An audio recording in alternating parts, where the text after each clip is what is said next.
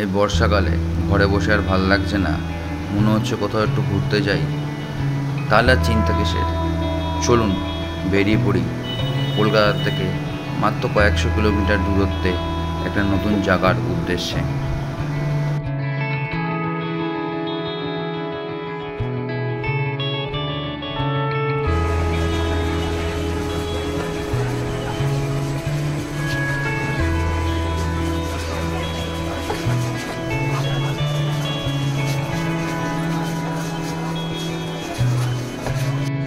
Howrah station থেকে train ধরুন আর বেরিয়ে পড়ুন আমাদের পাশের রাজ্য ঝাড়খণ্ডের উদ্দেশ্যে।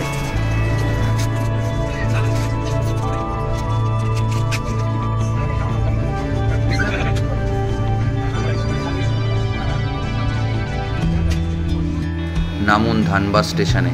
ধানবাদ স্টেশনের বাইরে থেকে অটো বা গাড়ি অ্যাভেলেবেল আছে, বুক করুন এবং একবেলার জন্য বেরিয়ে পড়ুন।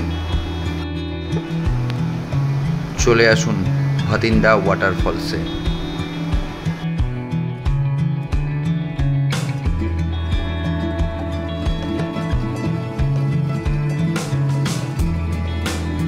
ভাতিন্দা ওয়াটারফলস দেখা হয়ে গেলে চলে আসুন তোপচাঁচি ড্যাম এবং পরেশনাথ পাহাড়ের উদ্দেশ্যে।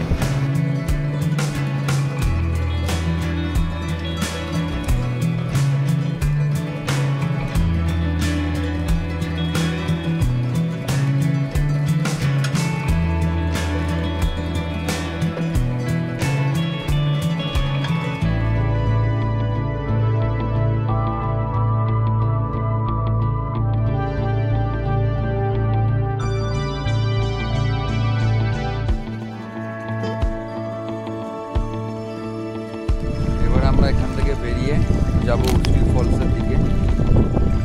11টা বাজে, সময়ও লাগবে যেতে। যাই গাড়ির দিকে, পরবর্তী গন্তব্যে যেতে হবে আমাদের। এসে পৌঁছান রবীন্দ্রনাথের সহজ পাঠে লেখা সেই উসরি ফলসের ধারে। উসরি জলপ্রপাত দেখা হয়ে গেলে বেরিয়ে পড়ুন মাইথন ড্যাম এবং দামোদর নদের উদ্দেশ্যে।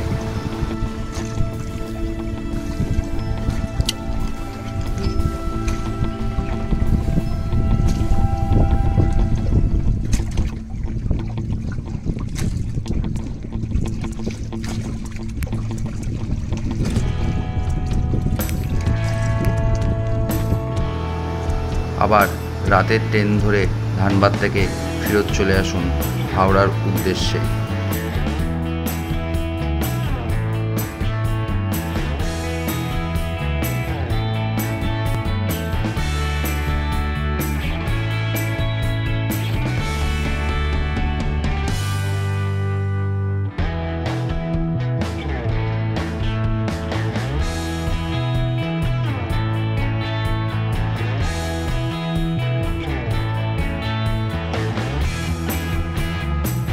কিভাবে যাবেন, কোথায় থাকবেন, কীভাবে গাড়ি বুকিং করবেন, সমগ্রটি জানতে হলে দেখতে থাকুন আমাদের এই ভিডিওটি এবং সঙ্গে থাকুন আমাদের।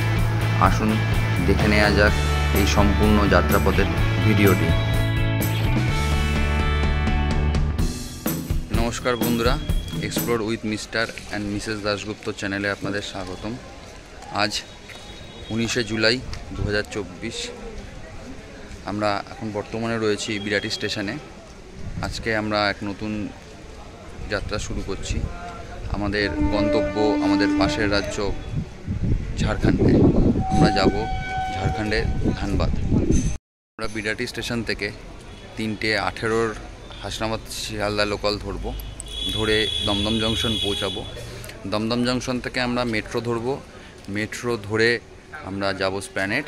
স্প্ল্যানেড থেকে মেট্রোটি চেঞ্জ করে আমরা যাব হাওড়া স্টেশন। বিকেল 5:20 কোলফিল্ড এক্সপ্রেস সে আমাদের টিকিট বুক করা আছে। আমরা ওই ট্রেনটি ধরে যাব ধানবাদের উদ্দেশ্যে।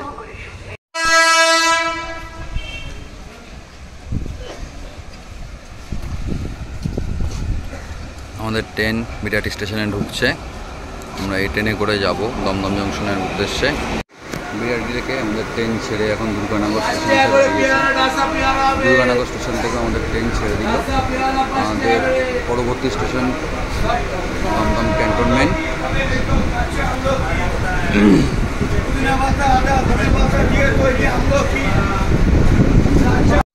বিরাটি থেকে ট্রেন ছেড়ে দুর্গানগর হয়ে এখন দমদম ক্যান্টনমেন্ট স্টেশনে এসে দাঁড়িয়েছে।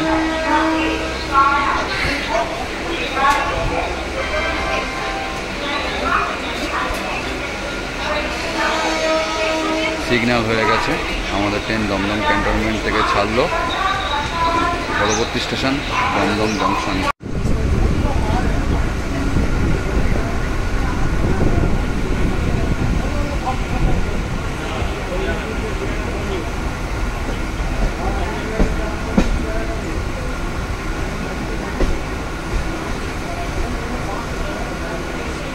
This train will go up to Shialdah. The next station is Dom Junction. If you see a lost or injured or abused child or a child in distress, please call Childline number 1098. Childline 1098 is a 24-hour national emergency phone service for children in need of care and protection.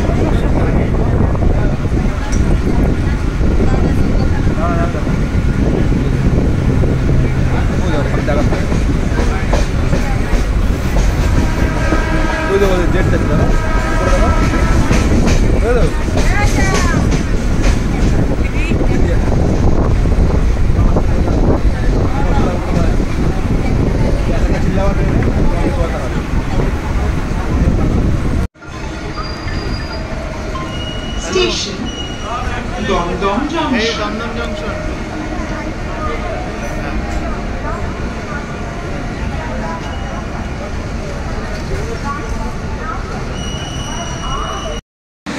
Birati থেকে train ধরে Dumdum junction এসে পৌঁছেছি। Dumdum junction station থেকে নেমে metro ticket কাটলাম হাওড়া পর্যন্ত। এখন বর্তমানে মেট্রো স্টেশনে দাঁড়িয়ে আছি দমদম জংশন। ট্রেন আসলে উঠবো। আর এই যে দাঁড়িয়ে আছে আরেকজন।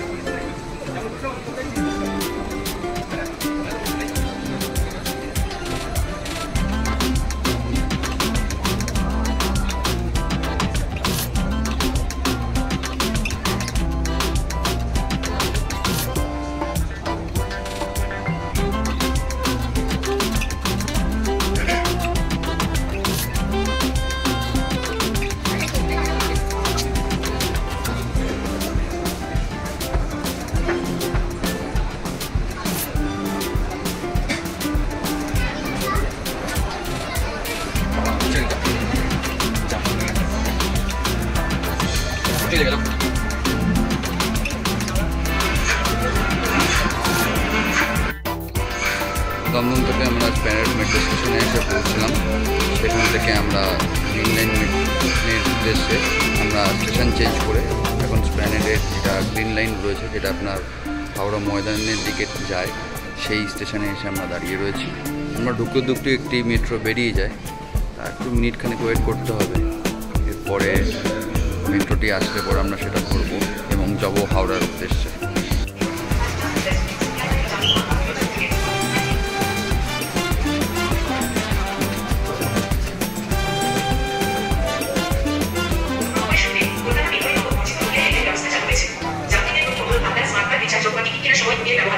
স্প্যানেড থেকে গ্রিন লাইন মেট্রো ধরে আমরা এসে পৌঁছালাম হাওড়া। এবার আমরা এখান থেকে উপরে উঠে যাবো হাওড়া স্টেশনের উদ্দেশ্যে।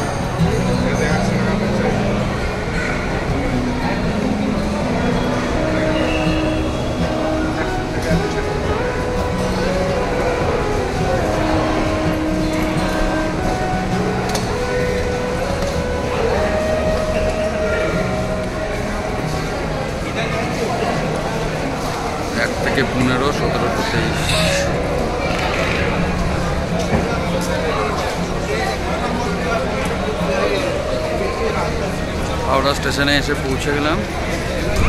এদিকে হলো 1 থেকে 15 আর এই সাইডে রয়েছে হলো 17 থেকে 23 নম্বর প্ল্যাটফর্ম। আমরা গ্রিন লাইন মেট্রো থেকে বেরিয়ে হাওড়া স্টেশনে এসে উঠলাম। আমাদের ট্রেন সম্ভবত 12 নম্বর প্ল্যাটফর্মে দেবে, সেই জন্য 1 থেকে 12-15 দিকেই আমরা যাচ্ছি।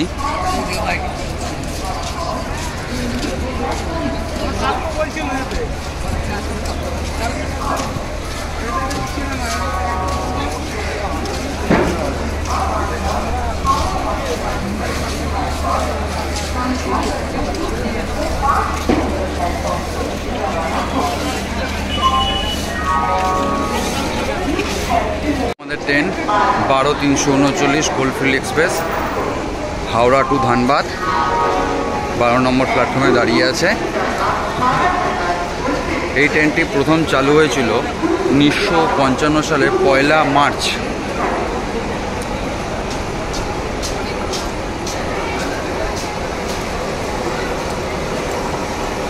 ট্রেনে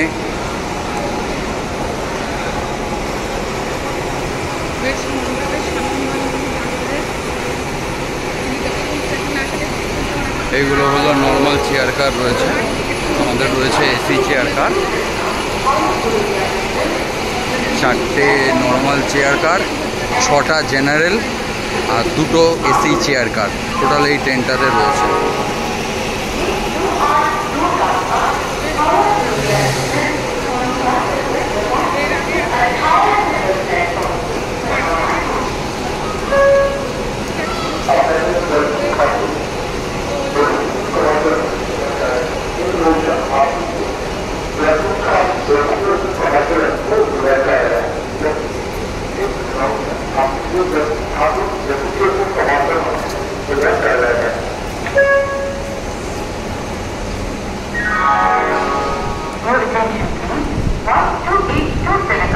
আমাদের রয়েছে C2 কম্পার্টমেন্ট, সিট নাম্বার 43 এবং 44।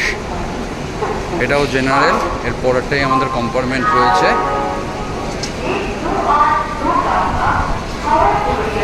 ট্রেনটা অনেকগুলো রেক শেয়ার করে।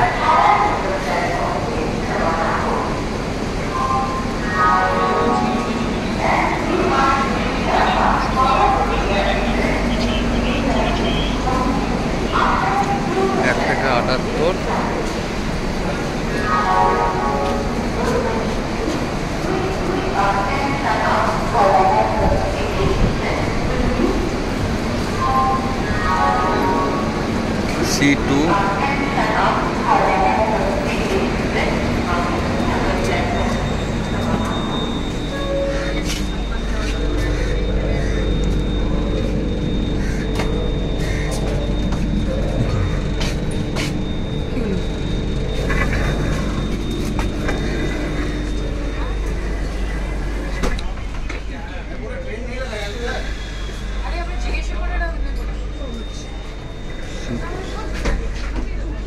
42-43 টেবিল দেখুন, টেবিল লেখা আছে পুরো উপরে তো লেখা রয়েছে 12-339 কোলফিল্ড এক্সপ্রেস তার প্রথম যাত্রা শুরু করেছিল 1 মার্চ 1955 সালে।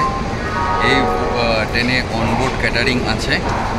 ট্রেনটি 5:20 হাওড়া থেকে ছেড়ে রাত্রি 9:55 পৌঁছাচ্ছে হলো ধানবাদ স্টেশনে। কোলফিল্ড এক্সপ্রেস আপনার 11টা স্টেশনে হল্ট দেয় এবং 72টা ইন্টারমিডিয়েট স্টেশন ক্রস করে ধানবাদের দিকে যাত্রা করে। এদিকে আছে আপনার আপনাদের দুটো করে, আর এদিকে আছে 3টে করে সিট। আর এদিকের লাস্টে আমি যেখানে বসে আছি আর ঠিক আমার অপোজিট দিকে লাস্টে এই সাইডে করে রয়েছে 2টো করে সিট। এখানে পা দেওয়ার জন্য জায়গা আছে, এখানে আপনার টেবিল আছে, আপনি নামিয়ে নিতে পারবেন।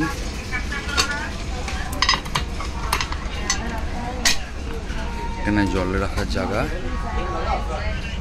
জায়গাটা এত বড়। বাথরুমটা দেখি, এখানে একটা ডাস্টবিন, এইগুলো বাথরুম, কিন্তু জল ভেসে রয়েছে। ওয়েস্টার্ন স্টল আছে। এটা ইন্ডিয়ান,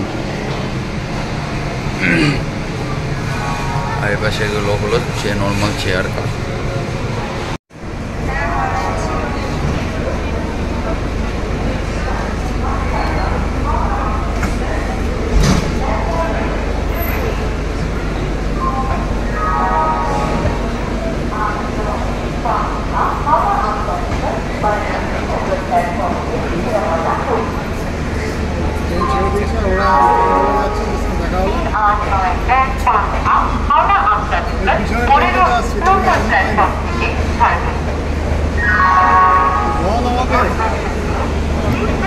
আমাদের ট্রেন নির্ধারিত সময় হাওড়া স্টেশন থেকে ছাড়লো। হাওড়া স্টেশন থেকে ছাড়ার পরে 41টা ইন্টারমিডিয়েট স্টেশন ক্রস করে আমাদের ট্রেনের প্রথম হল পড়ল মানকর।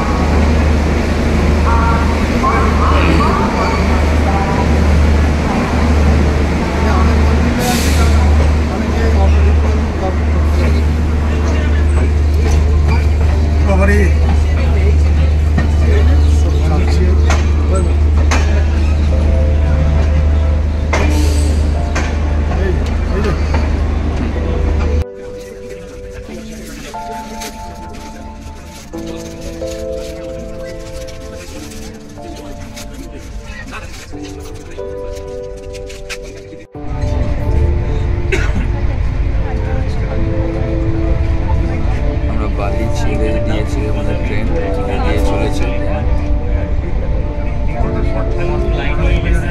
মেঘের বেশ বাহার দেখা যাচ্ছে, সুন্দর মেঘের একটা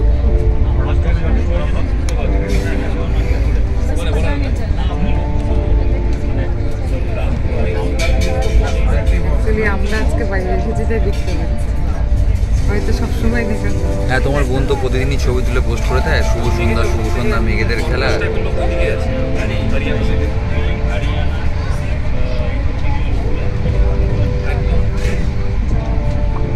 ডানকুনি ঢুকছে। মেঘ দৌড়ে যাচ্ছে।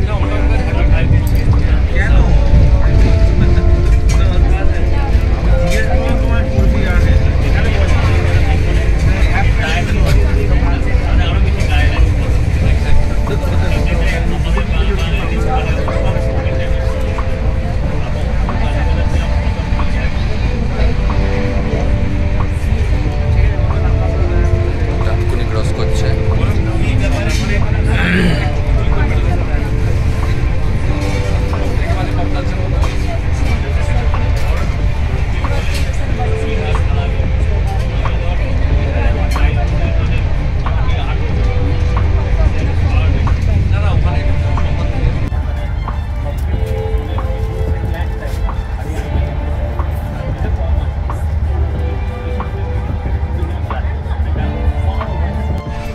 কয়েকটা জিনিস আপনাদের সঙ্গে শেয়ার করে নিই। আমাদের জার্নিটা ছিল দুদিনের। প্রথম দিন আমরা হাওড়া থেকে ধানবাদ পৌঁছাই, রাত্রিটা ধানবাদে স্টে করি, দ্বিতীয় দিন সাইট সিন করি।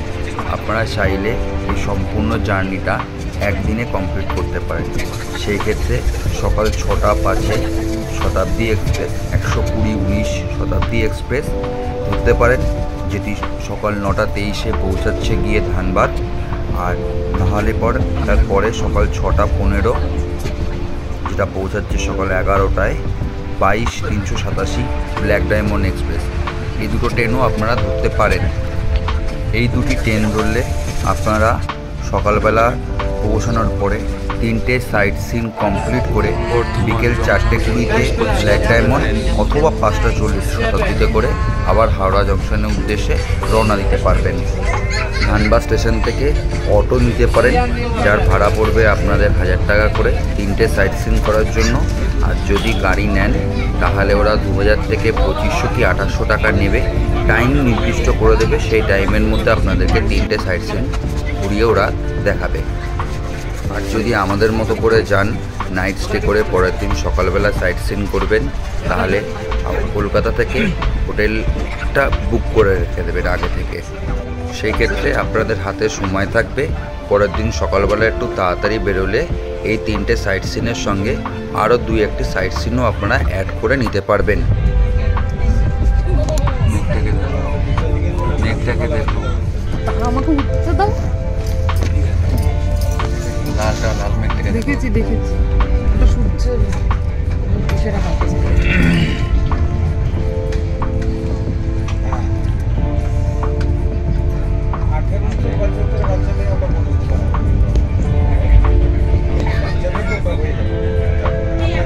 এখন আমরা মানকড়ে এসে পৌঁছালাম।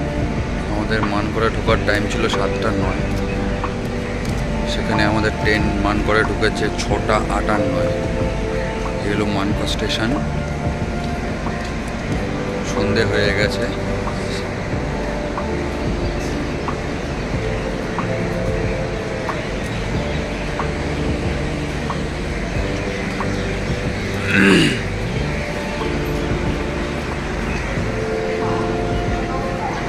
মানকড় স্টেশনে 1 নম্বর প্ল্যাটফর্মে আমাদের ট্রেন দিয়েছে, আর 3 নম্বর প্ল্যাটফর্ম দিয়ে কিছুক্ষণ আগে ব্ল্যাক ডায়মন্ড ছেড়ে চলে গেল।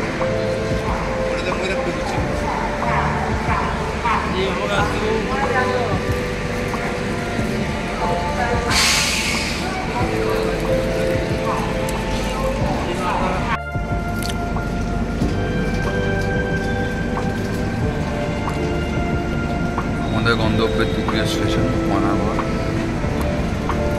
পানাগড়ে ট্রেন 1 মিনিট দাঁড়িয়েছিল। পানাগড় থেকে ছেড়ে দিল ট্রেন।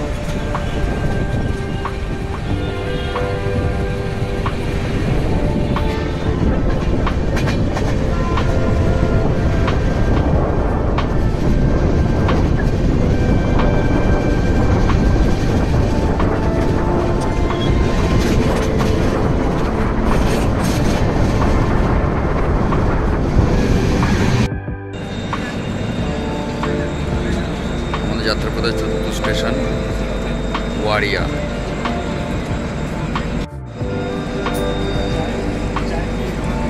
পাশ দিয়ে মালগাড়ি যাচ্ছে, কয়লা বোঝাই। ট্রেন ছেড়ে দিল।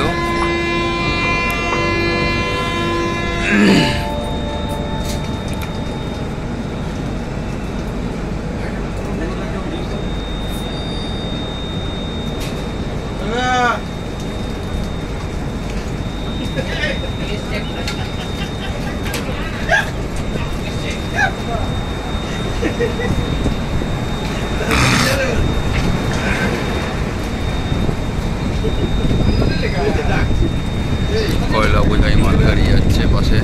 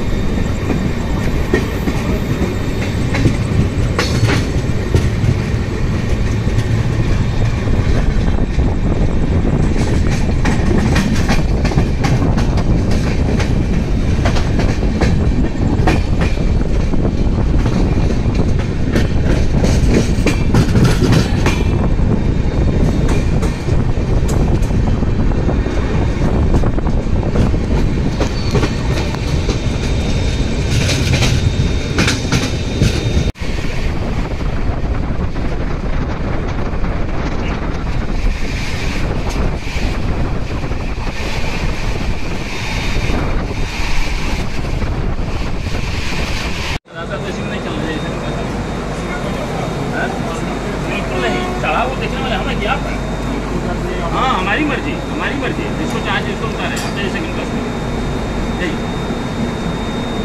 एसएससी के पास यहाँ पे खड़ा होकर जाएंगे सुनिए सुनिए इधर आइए ना सेकंड क्लास में जाइए वहाँ नहीं जाइएगा अभी या खड़ा हो जाइएगा चढ़िए चढ़िए गाड़ी में चढ़िए ना उसके बाद चढ़ो ना यार उसी तरह बतिया आराम से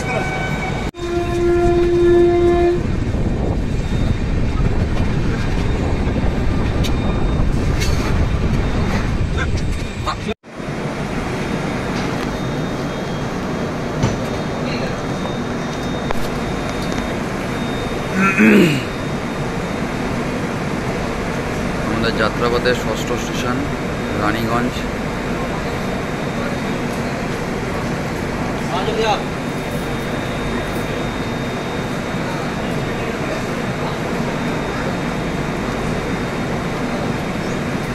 এখানে অর্ধেক লোকই জেনারেলের টিকিট কেটে এসি চেয়ার কারে উঠে পড়ছে।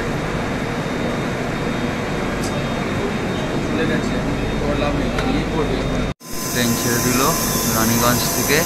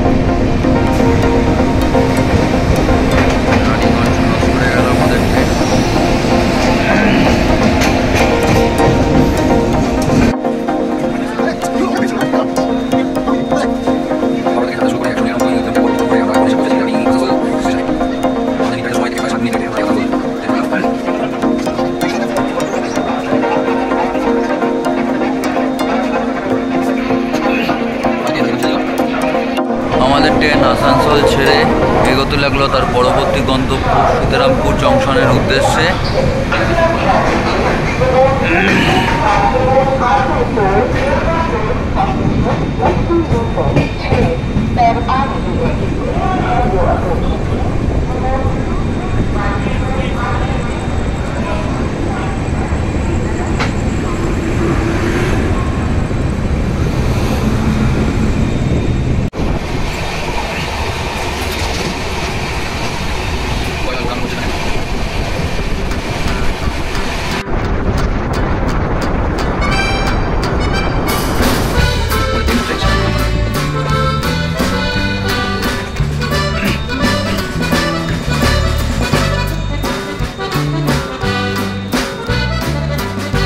থেকে 208 কিলোমিটার যাত্রাপথ অতিক্রম করে আমাদের ট্রেন এসে পৌঁছলো সীতারামপুর জংশনে নির্ধারিত সময়ে প্রায় 7 মিনিট লেটে।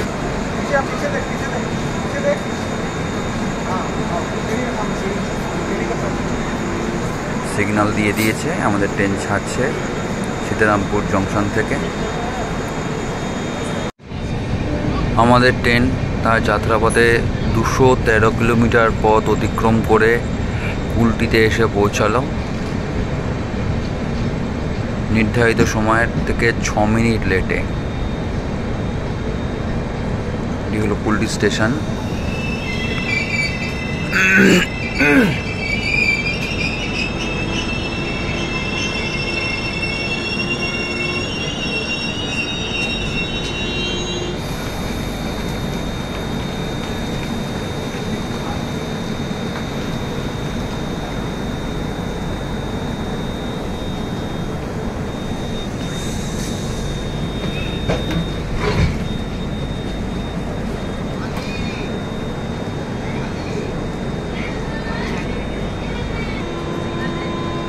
সিগন্যাল হয়ে গেছে, আমাদের ট্রেন কুলটি স্টেশন থেকে ছাড়ছে পরবর্তী স্টেশন বরাকর। এই বরাকর পশ্চিমবঙ্গের শেষ স্টেশন এবং তারপরেই ঝাড়খণ্ড শুরু হচ্ছে এবং ঝাড়খণ্ডের প্রথম স্টেশন কুমারডুবি। আমাদের ট্রেন এখন কুলটি ছেড়ে বরাকরের উদ্দেশ্যে যাত্রা শুরু করলো।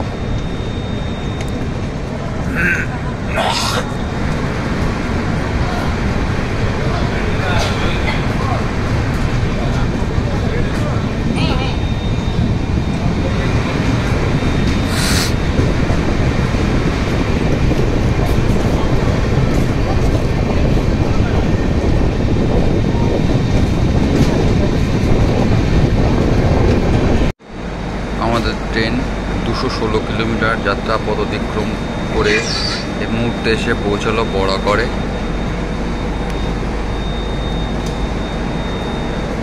নির্ধারিত সময় 2 মিনিট লেটে। এর পাশে দেখুন কয়লা ভর্তি মালগাড়ি যাচ্ছে।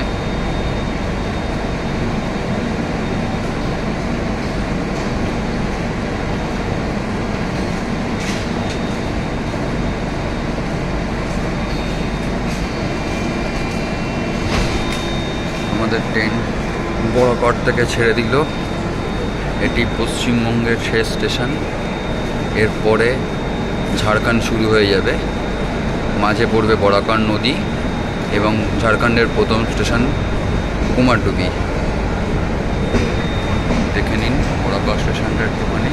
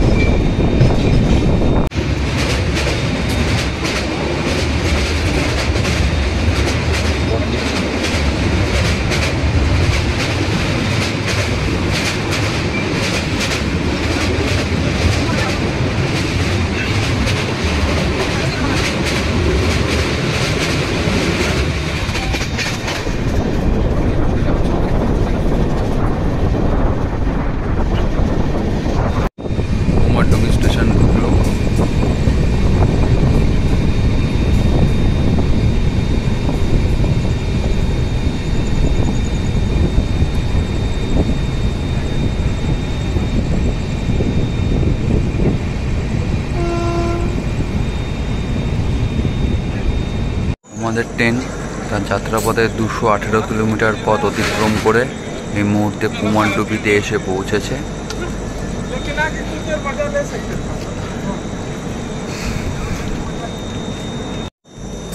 কুমারডুবি ছেড়ে দিল। পরবর্তী স্টেশন ধানবাদ।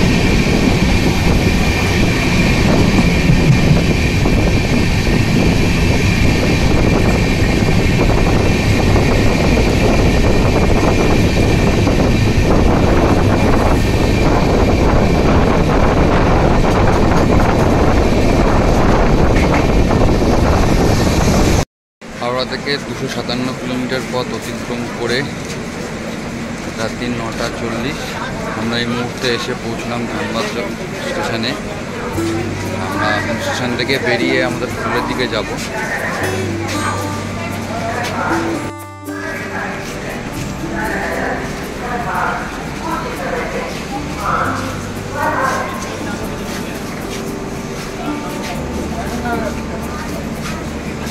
চলো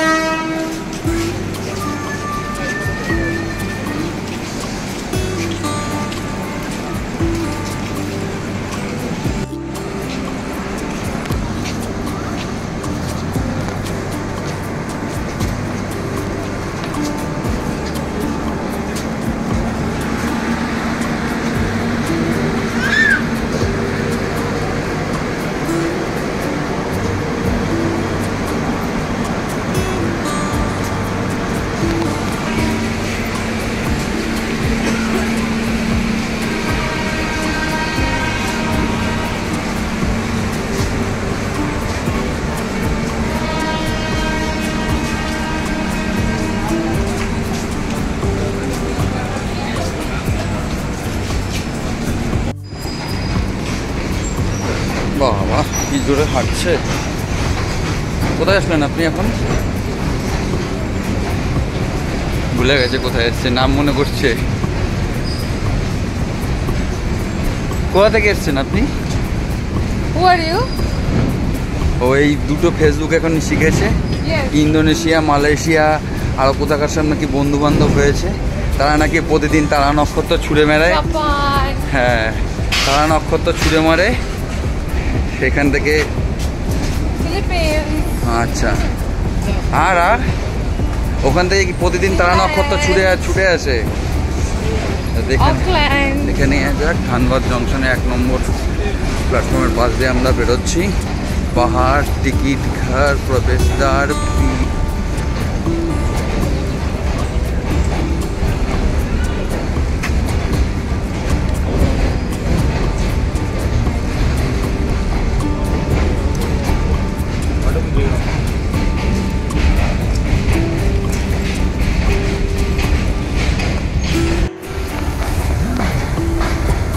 না এই মালগাড়িতে কয়লা নেই, এটা ভাগা মালগাড়ি যাচ্ছে।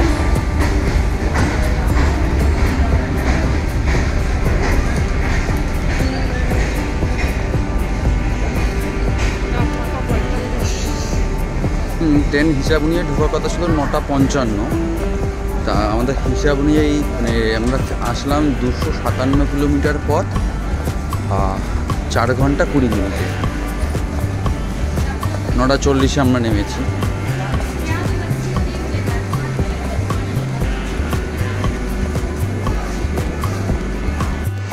সেকেন্ড ক্লাস ওয়েটিং রুম, আমাদের সেকেন্ড ক্লাস ওয়েটিং রুম। বেরোনোর পথ থেকে নামলে পর এখানে আপনারা অনেক গাড়ি পেয়ে যাবেন সাইট সিন করার জন্য। এখানে অনেক গাড়ি রয়েছে, এছাড়া অটো রয়েছে।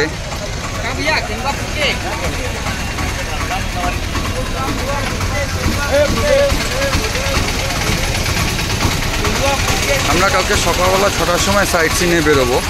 তা যে গাড়ি নেব সেই দাদার সঙ্গে দেখা করলাম, ওনার সঙ্গে কথা বললাম। উনি কাল সকাল 6টার সময় আমাদের হোটেলে আসবেন। রাতের খাবার নেওয়ার জন্য হোটেল সেরে পাঞ্জাবে দাঁড়িয়েছি। এখান থেকে আমরা রাতের খাবার নিয়ে আমরা হোটেলের দিকে যাব।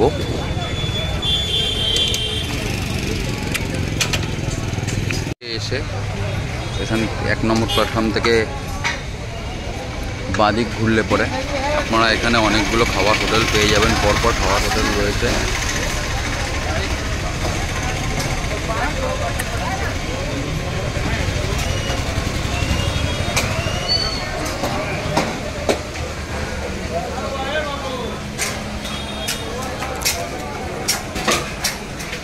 মা কালী হিন্দু হোটেল, অনেক খাওয়ার হোটেল আছে। আপনারা রাত্রে খাবার এখান থেকে খেয়েও হোটেলে যেতে পারেন, নিয়েও যেতে পারেন। থাকার কথা ছিল আমাদের হোটেল অপসরাতে। আমরা কলকাতা থেকে যখন এখানে আসার ব্যাপারে প্ল্যানিং করি তখন হোটেল অপসরাতে আমরা ফোন করেছিলাম, করে বুকিংয়ের কথা বলেছিলাম। ওনারা বলেছিলেন সিঙ্গেল বেড এসি রুম 1000 টাকা। তা আমি তখন বলেছিলাম যে আমি পেমেন্ট কী করে দেবো, অনলাইনে কি পেমেন্ট করে দেবো না আপনাদের ওখানে গিয়ে পেমেন্ট করব। যার সঙ্গে কথা হয়েছিল তিনি বলেছিলেন আপনি এখানে এসে আমাদেরকে পেমেন্ট করবেন। সেই কথা অনুযায়ী আমি ধানবাদ স্টেশনে নেমে হোটেলে ফোন করি। তখন ওনারা বলেন যে আপনি হোটেলে আসুন, আমাদের রুম অ্যাভেলেবেল আছে, আমরা দিয়ে দিচ্ছি।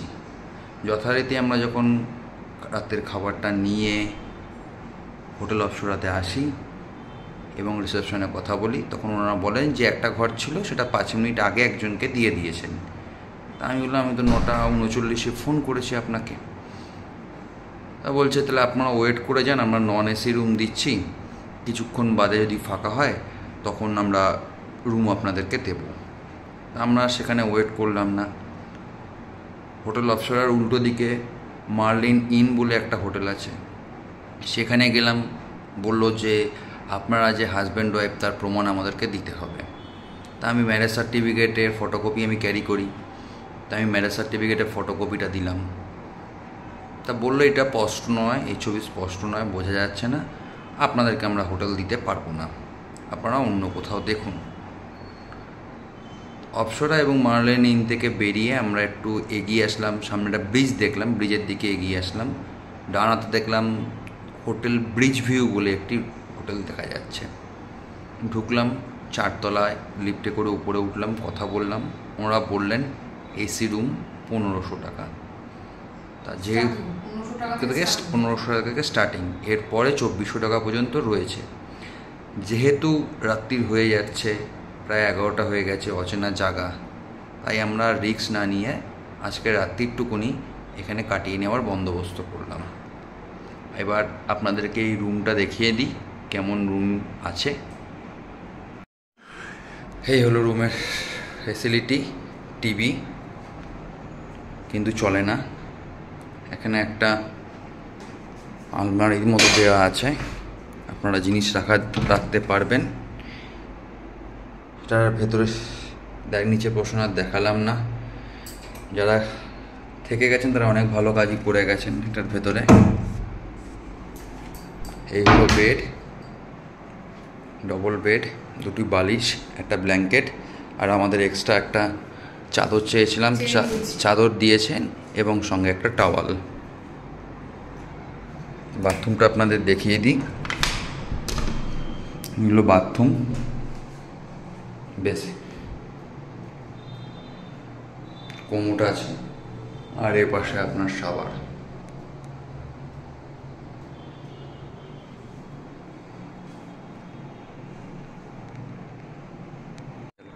আছে কমন ব্যালকনি, পাশের রুম, আর আমাদের রুম দিয়ে, এই রুমের ব্যালকনি দিয়ে বাইরে গেলে পরে এই সিটি। এই হলো সেই ব্রিজ, যে ব্রিজের কথা আপনাদের কিছুক্ষণ আগে বললাম।